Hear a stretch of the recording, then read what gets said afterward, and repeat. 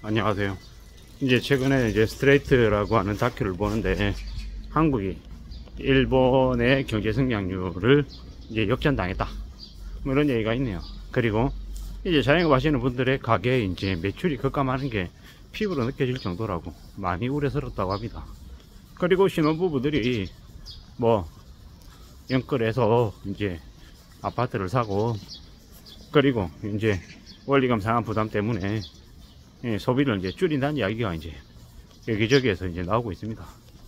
뭐 감당할 수 있는 범위 안에서 빚을 낸 거다라고 하면 뭐 힘들어도 견딜 겁니다. 근데 감당 못할 빚, 무리하게 갭 투기 이런 것들을 했던 사람들은 이제 점점 이제 힘겨워질 거다라고 봐야 되는 거죠. 정권사의 PF 대출 연체가 17%, 18%랍니다. 사실상 PF 대출을 받은 이들이 연체를 했고 거의 이제 부실 덩어리로 이제 터진다라고 이제 봐야 되는 거죠. 이제 시간이 지나면 정권사들 구조조정거 이제 본격적으로 할 것 같습니다. 건설사들도 계속해서 이제 부도가 나고 있다는데 많이 우려스러운 상황이죠. 이게 건설이 건설로만 끝나는 게 아니라 다른 영역으로도 이제 계속 확산될 거다라는 게 이제 더 우려스러운 이야기인데요. 결국은 빚을 그냥 어물쩍 넘어갈 수 없다라는 게 이제 이 문제의 본질입니다. 감당 못할 빚을 가지고 있는 사람들은 앞으로 삶이 꽤 힘들어질 거다라는 겁니다. 누가 그렇게 빚을 권했나요? 사실상 지금의 대한민국의 가계부채나 정부 부채나 기업 부채나 이 모든 것들이 이 거대한 사기 걸기였다라는 생각밖에 안 듭니다. 지금 뭐 한국은행이 기준금리를 3.5%로 계속 동결, 또 동결 뭡니까 이거? 사실상 한국 경제를 망치겠다라고, 책임지지 않겠다라고 선언한 거하고 똑같죠. 이 장용은 입으로만 떠들어대지 실제로는 아무 짓도 안 하고 있죠. 뭐 결국 이러다 보면 한국의 경제는 망해갈 수밖에 없는 거죠. 물가가 잡혔다고 얘기하는데 개소리 하지 말라는 거죠. 절대로 말이 안 되는 얘기다 라는 겁니다. 뭐 이제 답이 없는 거죠. 빠져나올 구멍이 없다라고 봐야 됩니다. 이제 많은 이제 우려스러운 무서운 일들이 여기저기에서 벌어질 겁니다. 왜 말씀드리냐, 왜 그럴 거라고 생각하느냐, 이제 감당 못할 임계 수치를 넘어서기 때문이죠. 한국의 가계부채가 뭐 OECD 국가 중에서 넘버원이죠. GDP 대비 108%, 가계부채 1800조 얘기하는데 뭐 한국 국민들의 10명 중에 4명은 빚이 있고 4명은 빚이 없고 2명은 뭐 플러스 마이너스 빵이라고 합니다. 저는 뭐 플러스 마이너스 빵에 해당되는 이제 사람인데요. 뭐 빚진 4명에 속하지 않아서 참 다행이라고 생각해야 될 것 같습니다. 이번에 이 투기판에 이 걸려들지 않은 이들은 조상이 도운 거라고 얘기할 정도로 아주 큰 복이라고 얘기합니다.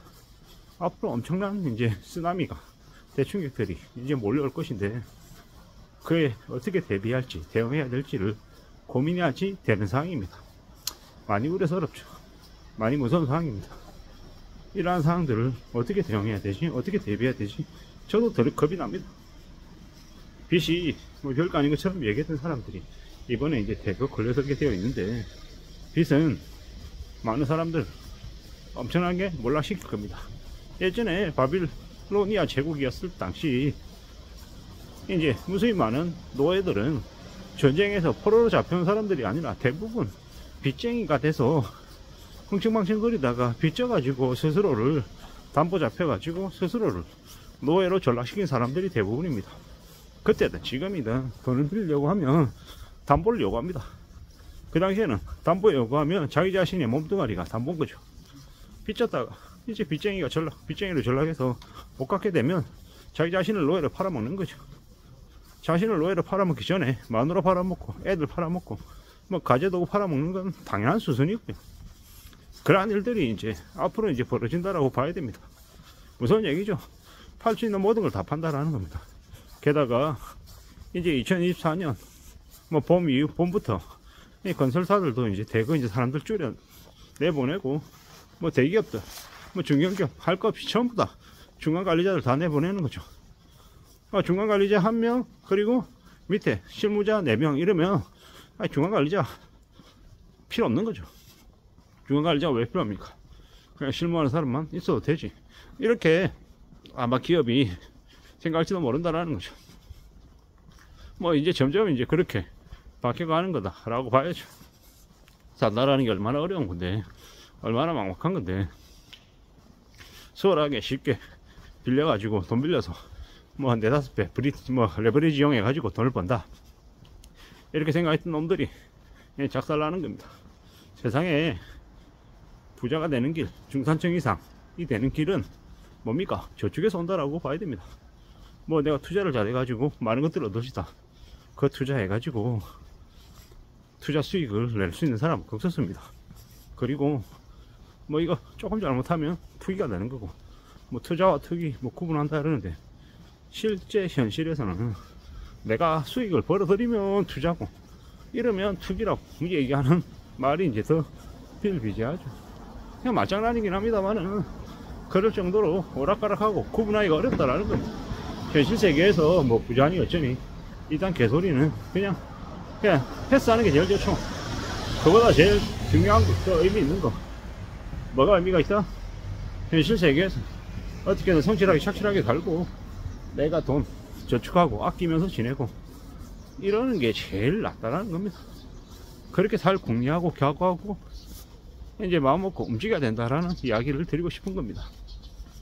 뭐 하는 게 어려운데, 어렵다 말만 하니까 그냥 어려운 것보다 이러는데, 실제로 무수히 많은 사람들이 많은 고통 속에 살고 있습니다. 뭐 밥 세끼 먹는 거 별거 아니라고 얘기하지만 밥 굶는 사람들에게는 엄청난 이제 부러움의 대상인 거고, 가족들끼리 모여서 밥 먹는 거 이모 별거 있냐 이렇게 얘기하지만 빚쟁이들에게는 상상도 못할 엄청나게 대단한 일이다라는 겁니다. 가족이 모여서 산다, 그거 당연한 건데 빚쟁이들에게는 그것조차도 이룰 수 없는 일이다 라고 생각해야 됩니다. 참으로 힘들고 어렵고 막막한 경우가 많다라는 겁니다.